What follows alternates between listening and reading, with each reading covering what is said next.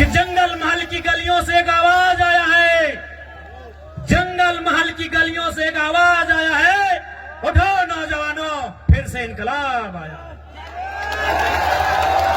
क्या आप तैयार हैं? और बैंक है, they have their vote banks because they are from NDA and India. कोई फर्क नहीं कैंडिडेट कौन होगा, who will be the candidate. आप इंडिया से हैं, इंडिया गठबंधन से हैं, ये लोग आपको वोट करेंगे। आप एनडीए से हैं, ये लोग आपको वोट करेंगे। I am an independent new Qamar party. हमारे झारखंड में भी क्या सेफ है, 81 में 56 इंडिया के पास, 24 एनडीए के पास, 56, 24, 80 हम अकेले हैं। यानी हमारे पास कोई वोट बैंक नहीं, हमारे पास कोई समीकरण नहीं। और हमने क्या कहा कि पार्टी बनती है बिगड़ती है, कोई आज बीजेपी में है कल को तृणमूल में चला जाएगा। समाज आपका चिरंजीवी है, आप समाज के साथ रहिए। किसी एमपी एमएलए में इतना ताकत आपने देखा था क्या? हमने स्पष्ट कहा कि आप हमारे राजनीतिक कार्यक्रम में आते हैं, अच्छी बात है, आप मेरी पार्टी के मीटिंग में आते, अच्छी बात है, लेकिन आप समाज की मीटिंग में पहले जाइए। हमने एकमात्र भी एमएलए जिसने कहा था, जबकि आप भी जानते हैं 2029 में पता नहीं हमारा क्या होगा, क्योंकि हम नया विधायक है, हमारे पास कोई समीकरण नहीं है। 2029 में हमारे केसर समाज से होते तो हम भी बोलते पहले अपना देखते हैं भाई, लेकिन हम मैं यदि ममता बनर्जी घरे गिदर छुआ रहतो न तो टुकु समझतो न कि एते बड़ा लोग इतना बेस हमार समाजटा है, मोर समाजटा। किंतु आज के मैं एक शोषित वंचित समाजेर बेटा सोई खातिर मैं कहलो कि विधायक सांसद बादे सामाजिक स्थितिटा पहले भालो रहे चाहिए, सामाजिक स्टेटसटा भालो रहे चाहिए, सामाजिक पहचानटा भालो रहे चाहिए, ओकर आइडेंटिटीटा भालो रहे चाहिए। तोहरा नहीं बुझे बारिया, आई तोहरा नहीं करो जंगल मोहल्ले दोमे हमरा सामाजिक नेता हाथ की ना नहीं, कोई टक मुंह से बोली बहरा ले, कोई टक कोनो कह पारला की एकटाও कही दे जितना कथा मैं कहलो मीडिया कह भाषण कह जे जितना उदाहरण मैं देलो, जितना मैं उदाहरण देलो, हमको बता याद करके बताइएगा कि आपने कौवा को भी देखा है। आपने की बोले कौवा के बोलते भाई ना, क्या आपने कभी कौवा के गले में या पांव में भेड़ी देखा है? क्या उसे कभी पिंजरे में देखा है? क्या उसे कभी किसी रस्सी में या किसी भी प्रकार से बंधन में देखा है? नहीं देखा है। आपने क्यों कौवा के बंधन देखे छी ना? क्यों नहीं देखा है? तो कौवा भले काला होता है, देखने में भले आपको बुरा लगे, देखने में बदसूरत लगे, लेकिन जो वो काव काव काव काव चिल्लाता है, काव काव जो करता है ना, उसकी मातृभाषा। और जो मातृभाषा बोलते हैं, मातृभाषा यानी हमारी मातृभाषा, हमारी परंपरा, हमारी संस्कृति, जो मातृभाषा बोलते हैं वो कभी गुलाम नहीं होता, उन्हें कभी कोई गुलाम नहीं बनाता। आपने सुगा क्यों देखे थी? आपने सुगा ही बोली ना, सुगा तोता पैरट देखने में बड़ा सुंदर होता है, पंख भी सुंदर होता है, चोंच भी सुंदर होता है और आवाज भी सुंदर होता है, लेकिन आपने क्या देखा होगा कि लोग उसे पकड़ते हैं, पहले उसके की बोले डंका काना सबसे पहले उसको तोड़ देते हैं, पांव में भी जरूरत पड़े तो वो तो उसका तोड़ देते हैं और उसको भर के कहां रखते हैं? लोहे के पिंजरे में। भले उसको खाने के लिए चना दे, मूंगफली दे, लेकिन उसको गुलाम बना के रखते है कि नहीं? क्योंकि जो मिट्टू जिसे कोई तोता कहता है, कोई सुगा कहता है, कोई पैरट कहता है, भले वो दिखने में सुंदर है, हरा है, चोंच लाल है, खाता भी बढ़िया बढ़िया है, लेकिन वो भाषा का नकल करता है। टेम टेम टेम टेम उसकी भाषा नहीं है, वो भाषा का नकल करता है, वो किसी और की भाषा को बोलने का प्रयास करता है, इसलिए लोग उसे गुलाम बना के रखते हैं। तो इसलिए एक बात तय कीजिए कि आपको आजाद रहना है या गुलाम रहना है। तो भैया अगर आजाद तो आपको उस कौवे की तरह अपनी संस्कृति, अपनी परंपरा, अपनी आइडेंटिटी, अपनी पहचान, उसके साथ आपको जीना होगा। तो क्या ये नौजवान पीढ़ी जो हमारा आने वाला भविष्य है, क्या वो आज के इस कार्यक्रम के माध्यम से ये प्रतिज्ञा लेंगे कि आप अपनी परंपरा, अपनी संस्कृति, अपनी मातृभाषा को बचाएंगे? क्या आप प्रतिज्ञा लेंगे? क्या आप अपने सामाजिक कार्यक्रमों को, अपने सामाजिक आंदोलन को आगे बढ़ाएंगे? क्या आप प्रतिज्ञा लेते हैं? आज आपको ये प्रण लेना होगा, क्योंकि 21वीं सदी में हम जी रहे हैं। आज बहुत जल्दी हम लोग दिशा से हट जाते हैं, अपने रास्ते से भटक जाते हैं। इसलिए आज नौजवान पीढ़ी को विशेषकर आपको ये प्रण लेने की आवश्यकता है कि आज हमारी पहचान क्या है, हमारी परंपरा क्या है। उस पहचान को, उस परंपरा को, उस भाषा, उस संस्कृति की विरासत को, उसे सुरक्षित रखना है। आज हमें ये प्रण लेना होगा। ठीक है दादा, टुकु बसुन। नमस्कार नमस्कार। তুমি নিয়েছি নাই, আমি বুঝতে পারি তুমি বসুন। आज ये प्रण लेने की आवश्यकता है, और विशेषकर जंगल महल के नौजवानों, मेरे भाइयों, मेरी बहनों, मेरे अभिभावकों, मुझे अफसोस होता है, मुझे दुख होता है आपको यहां देखकर। दुख हमें झारखंड के लोगों को भी देखकर होता है, लेकिन आपके लिए दुख थोड़ा ज्यादा इसलिए होता है कि जैसा भी सही, जमशेदपुर वालों को झारखंड मिला, सरायकेला वालों को झारखंड मिला, धनबाद वालों को झारखंड मिला, बोकारो वालों को झारखंड मिला, हजारीबाग गिरिडीह को झारखंड मिला, रामगढ़ को झारखंड मिला, रांची को झारखंड मिला, लेकिन झारखंड बनने का हकदार और झारखंड में शामिल होने का हकदार पुरुलिया, झारग्राम, बांकुड़ा के लोग भी रखते थे। आज बिल्कुल इस बात का अफसोस आपकी आंखों में भी झलक रहा है और हमें भी झलकता है। जो आंदोलन कोयलांचल में था, जो आंदोलन लोहांचल में था, कोयलांचल यानी हमारा जो कोलियरी कोयला का क्षेत्र है, धनबाद, बोकारो, गिरिडीह, हजारीबाग का हिस्सा, और लोहांचल यानी जमशेदपुर का क्षेत्र, वही आंदोलन आपके जंगल महल में भी था। जो त्याग कोयलांचल वालों ने किया था, जो त्याग लोहांचल वालों ने किया था, वह त्याग जंगल महल वालों ने भी किया था।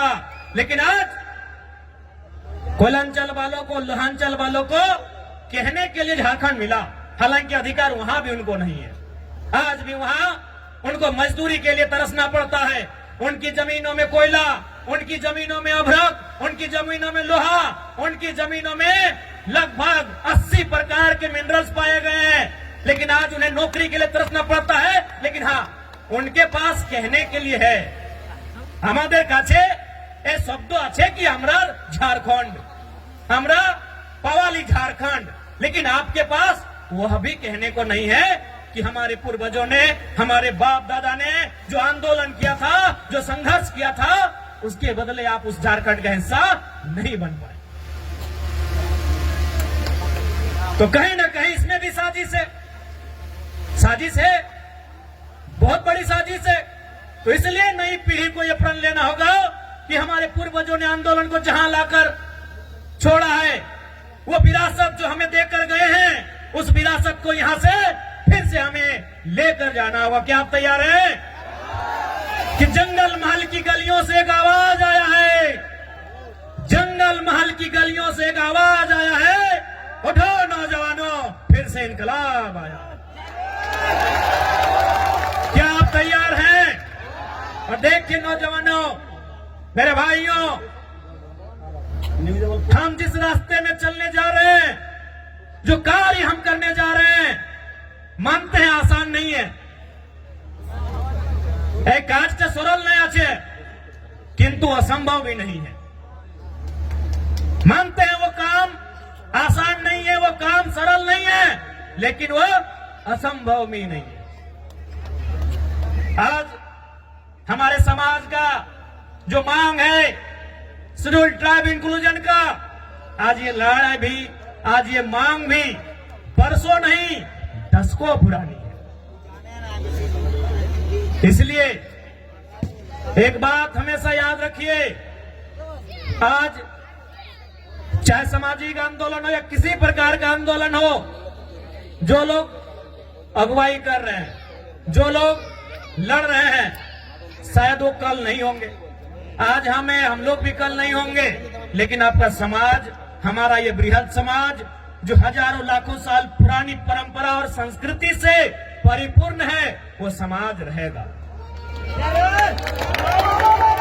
इसलिए आपको उस बागडोर को, उस विरासत को अपने हाथों में लेकर आगे बढ़ना है।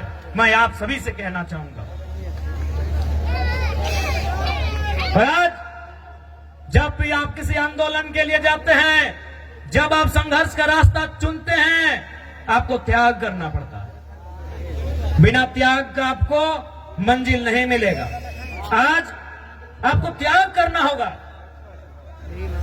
आप कहेंगे कि हमें भोग कर रास्ता भी चुनना है, हमें ऐसो आराम का भी रास्ता चुनना है, और हमें मंजिल की ओर भी जाना है, हमें अपने सपनों को भी साकार करना है, तो संभव नहीं, आपको त्याग करना होगा। आज का समय त्याग का है, और जो नौजवान त्यागी बनकर इस रास्ते में आएंगे, तभी हमारा समाज उत्थान की ओर जाएगा। इसलिए इस पीढ़ी को तो त्यागी बनना होगा। हमारे जिले में एक वीर क्रांति दूत हुआ करते थे, शहीद शक्तिनाथ महतो। वो अक्सर कहा करते थे कि एक पीढ़ी को जेल जाना होगा, दूसरी पीढ़ी को गोली खानी होगी, तभी तीसरी पीढ़ी राज करेगी। हमारी एक पीढ़ी जिसमें शहीद शक्तिनाथ महतो स्वयं, जिन्होंने ये नारा दिया था कि एक पीढ़ी को गोली खाना होगा, और शहीद शक्तिनाथ महतो ने खुद गोली खाई। उनके साथ निर्मल दादा ने गोली खाया। ऐसे अनगिनत, गिनती हम नहीं कर पाएंगे, इतने लोगों ने गोली खाया। आपका जो समय है कि एक पीढ़ी गोली खाएगी, दूसरी पीढ़ी जेल जाएगी, ये शायद जेल की स्थिति वाला समय है। और आपने देखा पुरुलिया के जिले में, घाटशिला में हमारे 51 लोगों को जेल जाना भी पड़ा। लेकिन उन विषयों से, उन घटनाक्रम से आपको कतराना नहीं है, क्योंकि आपकी लड़ाई आपकी व्यक्तिगत नहीं है। आपकी लड़ाई केवल आपके लिए नहीं है, आपकी लड़ाई केवल आपके घर आंगन तक सीमित नहीं है। आपकी लड़ाई कई हजारों साल पहले जो सपना हमारे पूर्वजों ने देखा था, उस सपने को साकार करने की लड़ाई है। इसलिए आज आपको त्यागी बनना होगा। इसलिए आज आपको त्यागी बनना होगा। और एक बात याद रखिएगा,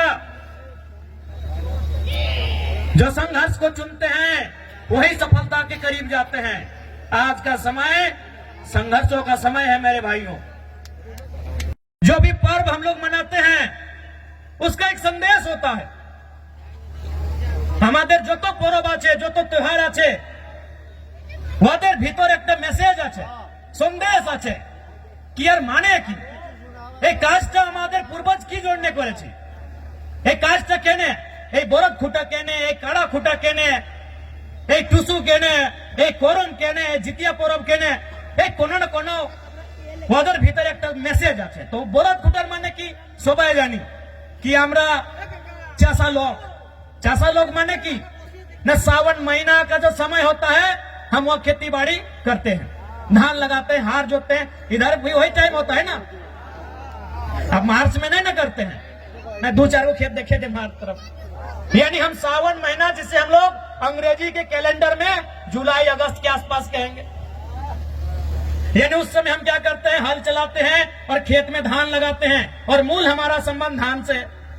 उसके बाद का जो समय होता है सितंबर आधा, अक्टूबर पूरा, और थोड़ा सा नवंबर, यानी 1.5-2 महीना क्या होता है कि हमारा जो बरद है, काड़ा है, उसको रिलैक्स हो जाता है। तो भाई रिलैक्स हो जाता है तो उसको हम लोग क्या करते हैं, इस त्योहार में उसको पहले तेल लगाते हैं। हमरा की करी वाके तेल मखाए कहे ना, तेल किसको मखाया जाता है, लगाया जाता है, जो थका हारा होता है। आज के यदि हमारे घरे यदि बाड़ी कोनो पहुना आसे, कोनो कुटुम आसे, तो हम उनको क्या करते हैं कि बैठिए थोड़ा तेल लगा देते हैं, भाई आप बहुत दूर थक के आए हैं।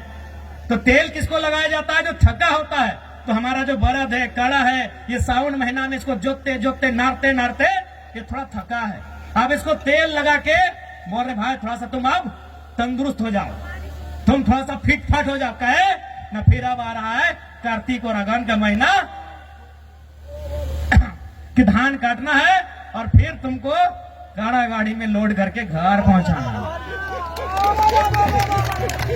अब धान काटने के बाद फिर बरद गाड़ी में लोड करके घर भी पहुंचाना है और माड़ा भी रहना है, धान खिजाना भी है। तो इसीलिए इसको तेल लगाते हैं कि तुम अब या तुमको फिर से तैयार हो जाओ। এই আমি এটাই না জিজ্ঞাসা করেছি কি ভাই কোনো না কোনো আমাদের त्योहार আমাদের परब मैसेज আছে, तो मैसेज की ना हम आपको तेल लगा दिया फिट फाट और अभी खूंटा भी काहे किए, उसको गुस्सा दिला रहे हैं कि भाई तुम और गुस्सा हो जाओ, तुम ही रागे तुम ही रिझे। कहे ना इसी गुस्सा के साथ मेरा खेत से धान उठाना, हम लोग का खेत भाई सब कादा खेत आसान नहीं है। कुड़मीर खेत से धान उठाई के लाना आसान है की? तो वही उसको गुस्सा दिलाते हैं, सूप से मंदिर बजा के ऐसे मैंने उसको हलकार के कि भाई हाँ तुम गुस्सा करो, तुम गुस्सा करो, हम चाहते हैं तुम गुस्सा करो, और उस गुस्सा के बदले जब हम धान खेत में तुमको नारेंगे फिर उठा के उसको बाहर लेके आना है। तो ये है हमारे बरद खुटा करने का हम पीछे हमारे पूर्वजों का मतलब कि पहले तेल लगा के तुमको तरोताजा करेंगे। कहा कि सावन महीना के बाद तुम कुछ काम नहीं किया है, तुम आराम से घर में बैठा है और सावन महीना के बाद हरा हरा घास मिलता है और जितना बढ़िया बढ़िया खाना खाने पर थोड़ा आदमी आलसी हो जाता है, तो इन लोग भी आलसी हो गया थोड़ा। तो इसीलिए अब फिर से आ गया है टाइम कार्तिक महीना का, अगहन महीना का। अब इन लोग को